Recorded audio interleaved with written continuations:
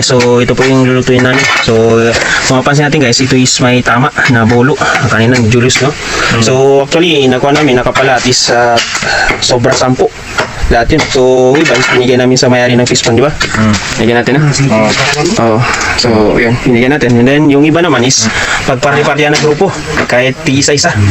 Mga kasoya, so katapos lang namin mga pa. Dito na kami sa area kung saan magluluto kami ng kanin at saka yung dalag, no? So yun, alhamdulillah dahil may nakapahuli. So yun ang magiging ulam namin. So, salamat po sa panonood. Hinihaw ko yung dalag para magatasan yung. Okay, masarap so ito guys. after dyan is sabawan ng nyug, no? Sasabawan ito. Pispan. Masarap yan, presko. Let's go. Hindi ka pa doon sa pispan. Yan. So yan yung recipe ng team ni Acero. Simple lang. Ihaw lang ng dalag.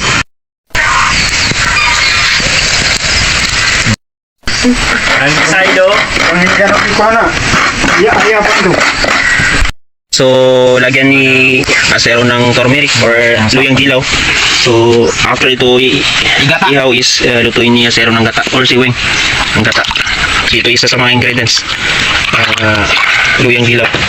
So linisan ni Acero yung ihaw na Bangus. dalaga. Ay, dalag. Uy, Okay. may budi. Budi. Sarap. Oh, so itong dalag natin lutuin pa yan yung Ginata. gata ng nyug. Lubi. Lubi. Tama sa awa na nakan mo. Makita mo yan. Ay, sobra din. Sana sa panis na ito na sa Malaysia. Yan, presko. Masarap. Namanya dia gak bisa biji sa una. Kalau kau ni biji ni, nam. Panas apa? Okay. So hintayin natin na kumulo ulit.